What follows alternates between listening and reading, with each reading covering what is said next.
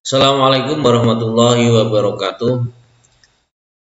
Anak-anak kelas 6 yang saya cintai, ketemu kembali dengan saya, Pak Lukman, dalam pembelajaran mata pelajaran Akidah Akhlak kelas 6. Hari ini akan kita bahas bab yang pertama. Namun sebelum itu, mari kita berdoa terlebih dahulu agar pembelajaran kita lancar, tiada halangan suatu apapun.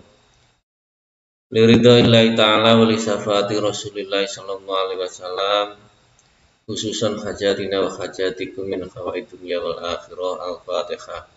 A'udzu billahi minasyaitonir rajim. Bismillahirrahmanirrahim. Alhamdulillahirabbil alamin. Arrahmanir rahim. Maliki yaumiddin.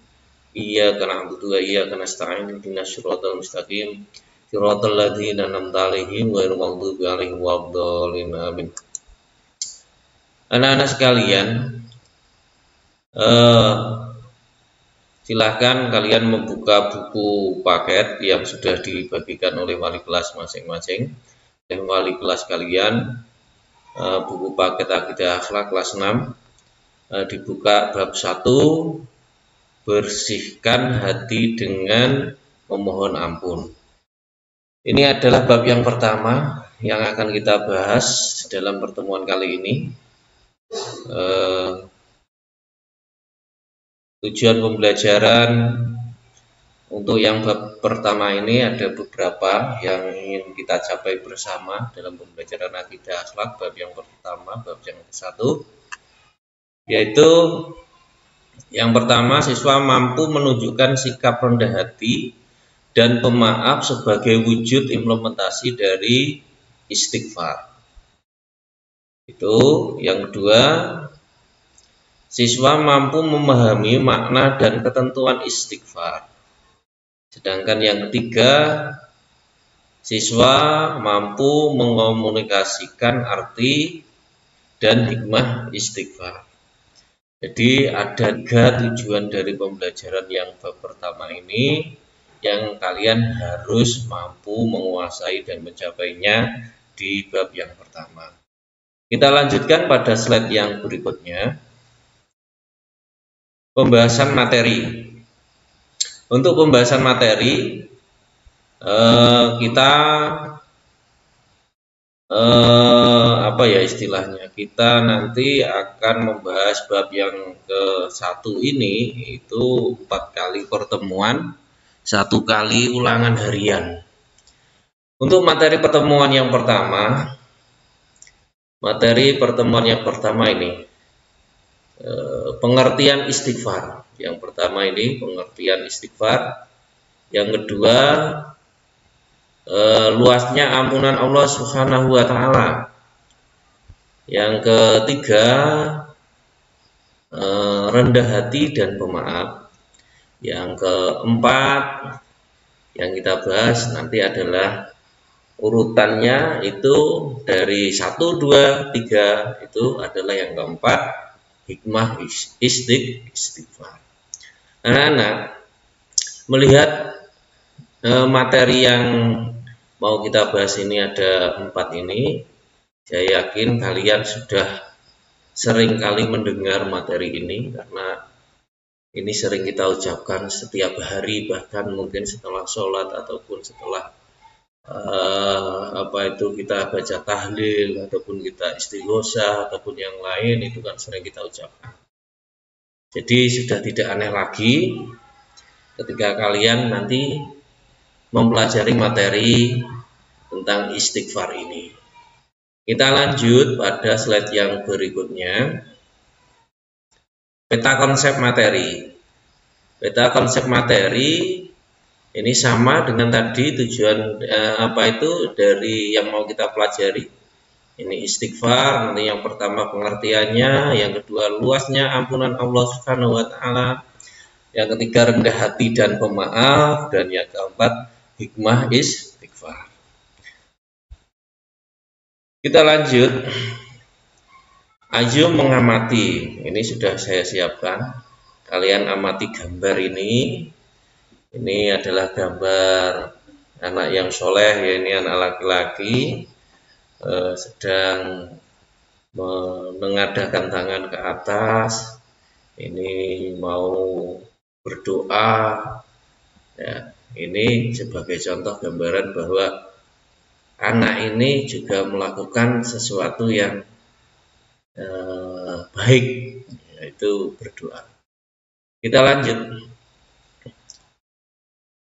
Kembangkan wawasanmu ini pada materi. Kita sudah mengacu pada materi, kita masuk pada materi pembahasan. Kita lanjutkan kalimat istighfar. Nah, kalimat istighfar sering kali kita dengar, sering kita ucapkan. Tapi kita pelajari lagi.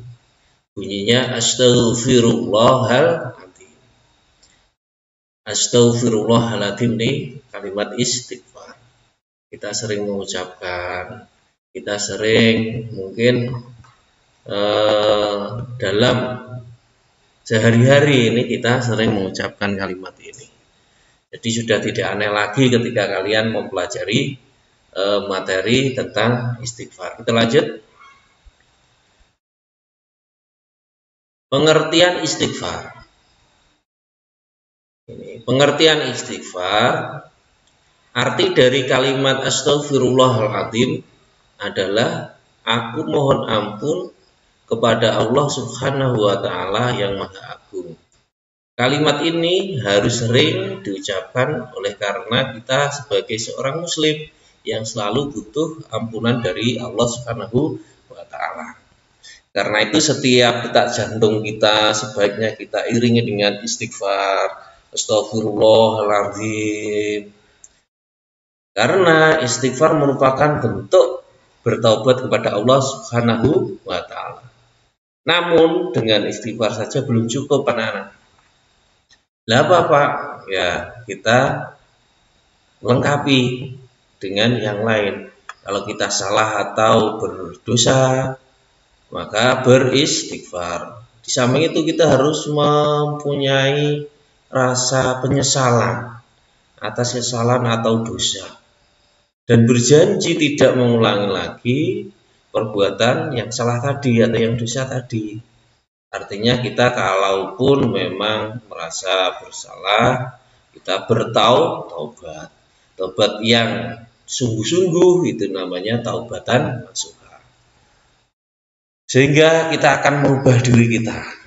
Di samping mengucapkan ini sebagai bentuk pengakuan kita atas dosa atau kesalahan kita, ini juga sebagai bentuk kita mengingat kepada Allah. Kita berzikir kepada Allah dengan mengucapkan kalimat istighfar. Oke, kita lanjut materinya.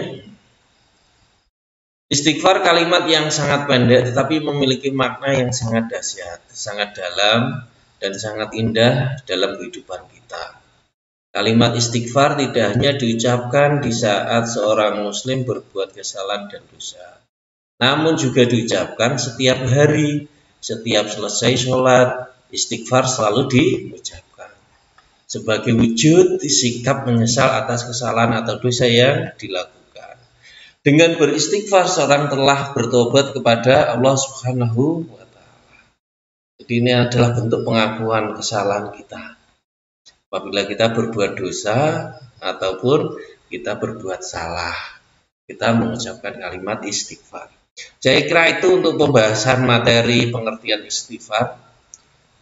Untuk hari ini kita bahas itu saja tentang pengertian istighfar. Saya berharap kalian juga menerapkan dalam kehidupan sehari-hari, terutama ketika kalian selesai melaksanakan sholat, baik sholat wajib atau fardu, subuh, zuhur, asar, maghrib, isya, maupun sholat-sholat sunnah yang lain. Setelah kita sholat, maka yang paling afdal, yang paling baik itu adalah kita memperbanyak mengucapkan istighfar. Anak-anak sekalian, ini refleksi. Jadi setelah kalian saya jelaskan tentang pengertian istighfar dalam arti pengertian yang sesungguhnya istighfar itu dengan kita ulang, anak-anak sekalian, kaitannya dengan refleksi ya. Kita ulang lagi refleksi. Kita ulang refleksi karena tadi terputus. Jadi tugas kalian nanti ini kalian menulis ini kesan kalian setelah mengikuti pelajaran dengan materi kalimat thayyibah istighfar adalah apa. Kamu tulis kesannya kamu itu apa.